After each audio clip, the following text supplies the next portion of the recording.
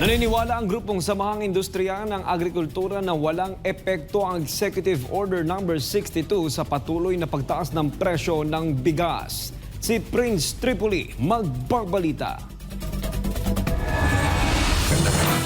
Sa panayam ng SMNA News, ibinahagi ni Engineer Sandoso, presidente ng SINAG, ang kanyang opinyon hinggil sa patuloy na pagtaas ng presyo ng bigas sa kabila ng mga hakbang ng gobyerno upang pababain ito. Ayon kay Engineer Sandoso, bagamat ibinaba ang taripa sa bigas sa pamamagitan ng Executive Order No. 62, wala umano itong naging epekto sa presyo. Mismo ang ating Pangulo in-announce na binaba na nila yung taripa and wala nangyari, no? So ang tingin natin hindi talaga nakatulong yung EO 62 pagbaba ng presyo ng bigas. Anino Sandoso, sumulat na rin sila kay Pangulong Marcos upang ipahayag na ang hakbang ng NEDA ay hindi naging epektibo at nagdulot lamang ng 15 bilyong piso na pagkalugi sa kita ng gobyerno mula Hulyo hanggang Disyembre noong nakaraang taon. Kung naibigay lang sana ang pondong ito sa mga magsasaka, maaring nabawasan ang production cost per hectare ng 10 bilyong piso.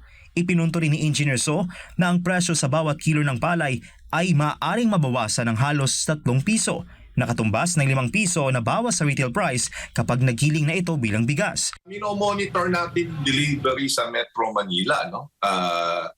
Nagtataka tayo is bakit hindi bumababa yung retail price kasi ang delivery sa kanila is 42 pesos to 43 pesos lang, no?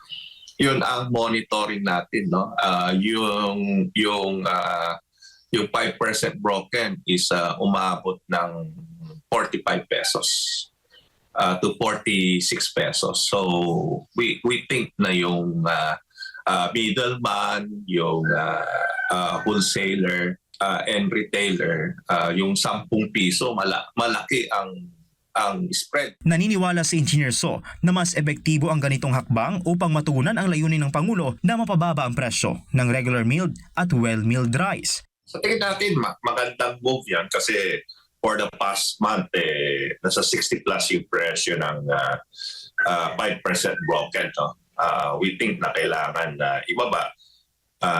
Ang tingin natin is itong another 2 weeks time, bababa ulit yan, no? Kasi kung ibabase natin dun sa last month price ng world market price, nasa 520 to 540 pesos dollar per metric ton. Sa mga probinsya, mas sinusunod umano ang target na presyo ng gobyerno na nasa 42 hanggang 45 pesos kada kilo kumpara sa Metro Manila na mas gumagalaw ang presyo ng premium rice. Samantala, hinikayat ni Engineer So ang gobyerno na gumawa ng mas epektibong hakbang upang masigurong maipasa ang mababang presyo ng bigas mula sa mga supplier hanggang sa mga mamimili.